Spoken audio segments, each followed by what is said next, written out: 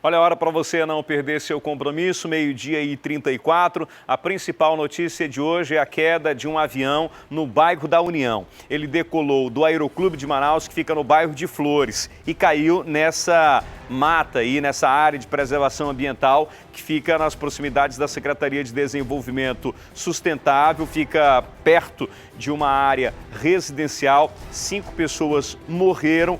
Uma está internada em estado gravíssimo. A aeronave modelo Embraer 721D, mais conhecido como Sertanejo, tinha como destino o município de Novo Aripuanã, que fica a 227 quilômetros da capital Manaus. Seria uma viagem de aproximadamente 50 minutos. Nossa equipe de reportagem está desde cedo acompanhando essa situação. Essas imagens foram feitas pelo helicóptero da Rede Calderário de Comunicação. A Thea Morel está nesse momento lá no pronto-socorro 28 de agosto e vai trazer as últimas informações sobre o estado de saúde do Jefferson Juarez. Oi, Thea.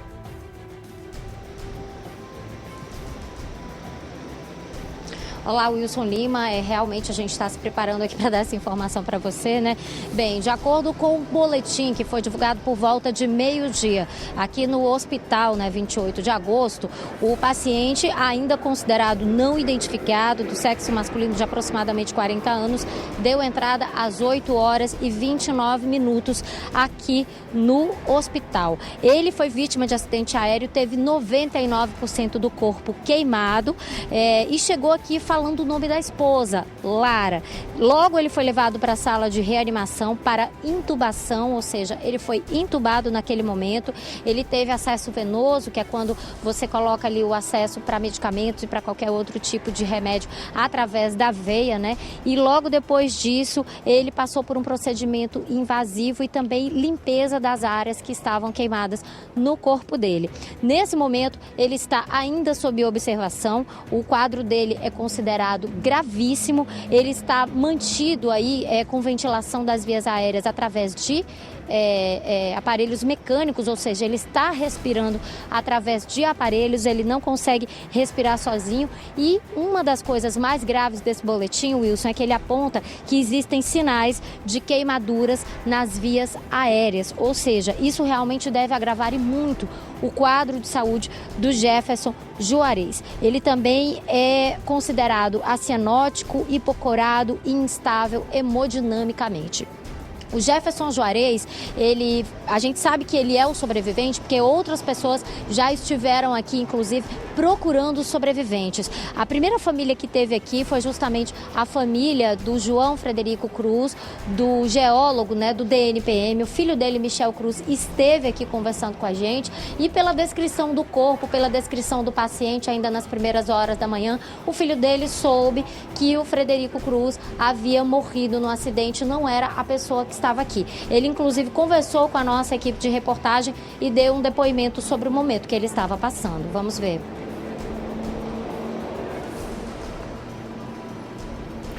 Bom, daqui a pouco eu vou trazer essa sonora, viu, Thea Morel, sobre o depoimento, que foi feito pelo filho do Fred Cruz. O Fred Cruz, que era geólogo do DNPM, inclusive já teve algumas vezes aqui na TV A Crítica, muitas vezes foi visitado por nossa equipe de reportagem para falar sobre assuntos, inclusive assuntos ambientais aqui da nossa região, e lamentavelmente morre nesse acidente, nesse acidente aéreo. E aí se falava que outras famílias também estiveram aí no Instituto Médico, no 28 de agosto.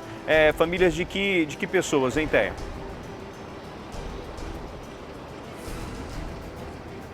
Nós tivemos aqui também a família do Juan Lemos e da Ana Alice, Foi assim que nós tivemos a confirmação de que ela era uma garotinha que tinha 7 anos. Eles estiveram aqui porque ainda tinham a esperança de que o Juan fosse o sobrevivente. No entanto, eles descobriram depois que não era o sobrevivente, O piloto, a gente teve a confirmação logo ainda pela manhã de que ele também não seria o sobrevivente, porque ele foi reconhecido ainda no local do acidente. Como o corpo dele foi jogado da aeronave, ele não teve que queimaduras, então ele foi logo reconhecido. A dúvida que pairava realmente era se o sobrevivente era o Jefferson Juarez ou o Henrique Thies Neto. Os dois, inclusive com o Fred Cruz, os três, né, na verdade, eles faziam parte de uma mesma equipe. O Juarez, né, o Jefferson Juarez, que é o sobrevivente que está aqui, ele trabalha no ramo madeireiro, ele não é daqui de Manaus, ele é de Curitiba, do Paraná. A família dele, inclusive, estaria vindo aqui para Manaus depois que soube do acidente, é por isso que a gente não encontrou nenhum familiar aqui no Hospital 28 de Agosto, né? O Jefferson Juarez era madeireiro, havia vindo para cá há 5 meses e cuidava de negócios em Novo Aripuanã. O Henrique Thies Neto, que morreu também no acidente, a gente teve essa confirmação por parte de um amigo dele lá no Instituto Médico Legal. O Henrique era engenheiro florestal e fazia parte da mesma equipe do Jefferson Juarez. Os dois tinham negócios juntos, eles iam verificar uma área de assentamento, uma área que poderia servir aí para o corte de madeira. Existe aqui a previsão, Wilson, de que um novo boletim seja divulgado, mas só para o final da tarde. Existem até especulações de que, como o estado do Jefferson Juarez é gravíssimo, ele já possa não estar respondendo ao que os médicos, aos procedimentos que os médicos estão fazendo, mas que, no entanto, a equipe do 28 de agosto estaria aí mantendo sigilo sobre a possível morte dele, esperando que os familiares chegassem. O Jefferson Juarez tem um irmão que também trabalha no setor madeireiro, que está no município de Maués, que deve ser o primeiro familiar a chegar aqui em Manaus.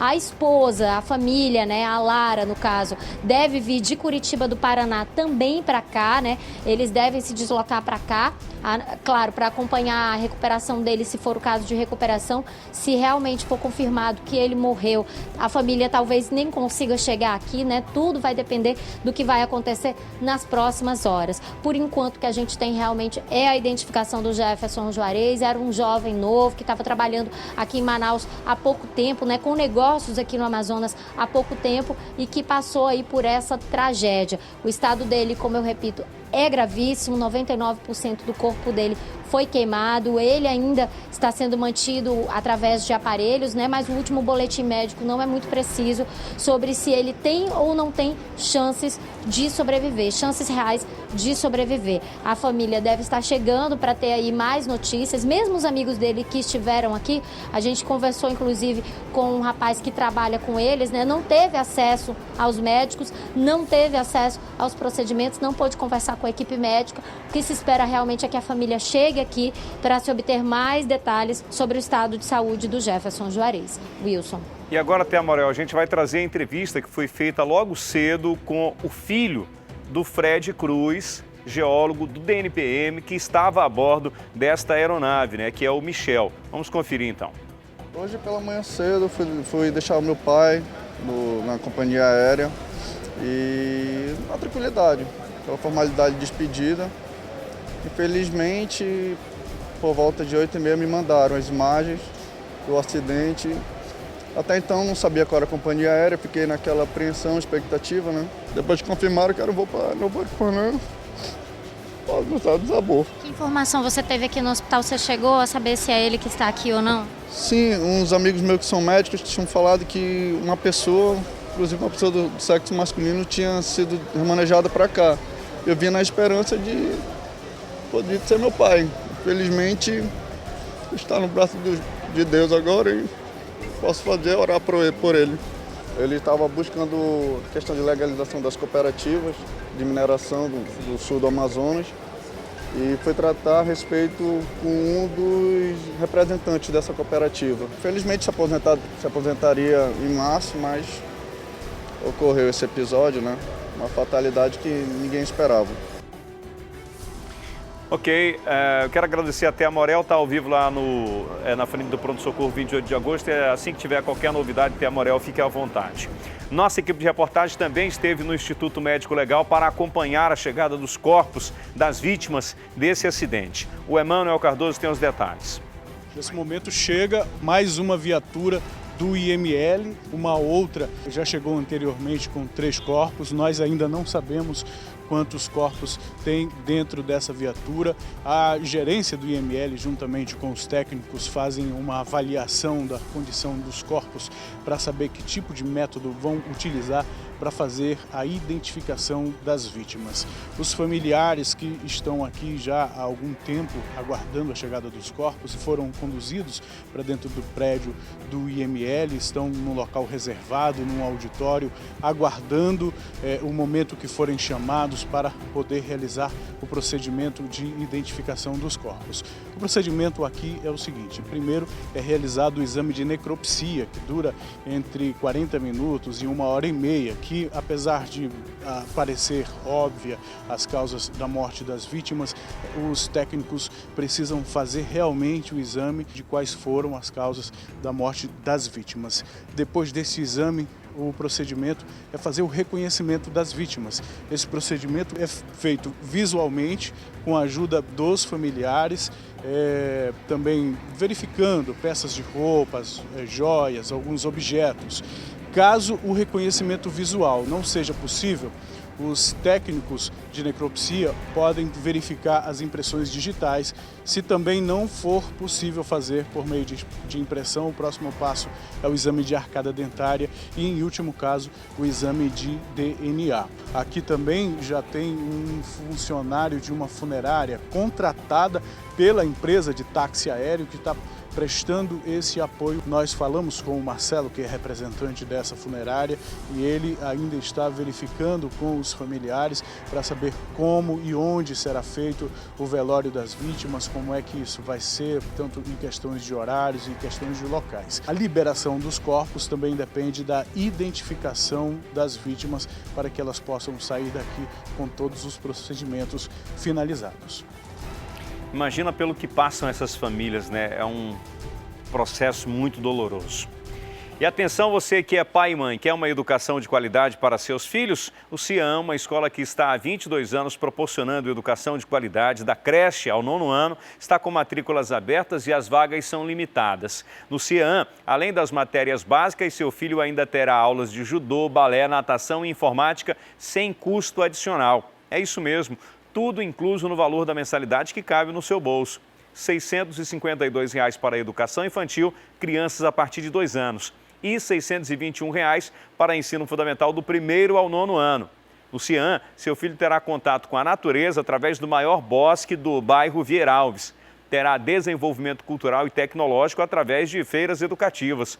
Além de uma excelente equipe pedagógica, ainda contamos com uma técnica de enfermagem em tempo integral para garantir a saúde e bem-estar do seu filho. E atenção para a promoção, matrículas e listagem reduzidas, é isso mesmo. Você só vai pagar R$ 570 para a matrícula do ensino fundamental e R$ 599 para matrículas da educação infantil. Liga agora mesmo para 3584-3737 ou passe na Rua Acre, número 100, no Vieira Alves. CIAM, cuidando do futuro do seu filho. Vamos agora conversar com a Natália Freire, está ao vivo lá na frente do Aeroclube. Ainda há pouco aconteceu uma entrevista coletiva dada pela empresa TIL Táxi Aéreo. Oi, Natália, boa tarde.